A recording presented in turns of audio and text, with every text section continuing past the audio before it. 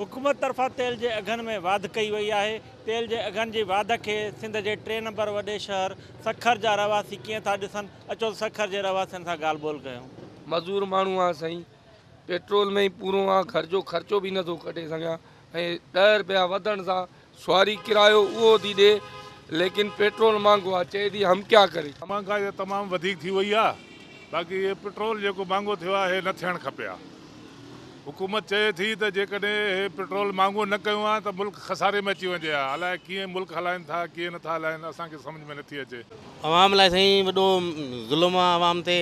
महांगाई ते बिल्कुलु वधंदी, हर शइ वधंदी, तेल वधंदो आहे त सभु कुझु वधंदो आहे। महांगाई तो बाबा साईं इलाही हली वेंदी भाऊ, जेसिताईं हे वेठो आहे हे त मुल्क खे सफ़ा पाए ॾेई छॾंदो इहो। महांगाई त ज़ाहिर ई वधंदी, सिधी सही आहे ॻाल्हि आहे। हाणे जेकॾहिं पेट्रोल वधियो त किरायनि भाड़नि में इहे जेको ट्रांसपोर्ट जो चक्कर आहे थोरो घणो इहो वधंदो रहंदो।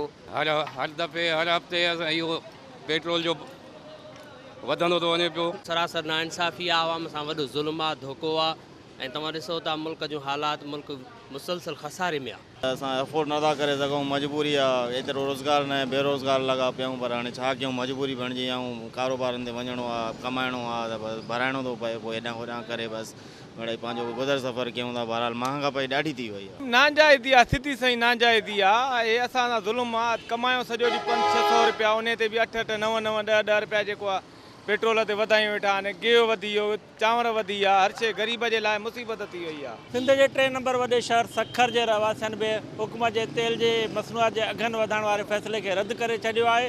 सखर जे शहरियुनि जो चवणु आहे त इन सां महांगाईअ जो तूफ़ान ईंदो ऐं महांगाई जो राकास जेको आवाम जो साह निपुड़ी छॾींदो। कैमरामैन रिज़वान मेमूण सां गॾु मुश्ताक टांवरी, सिंध TV न्यूज़ सखर।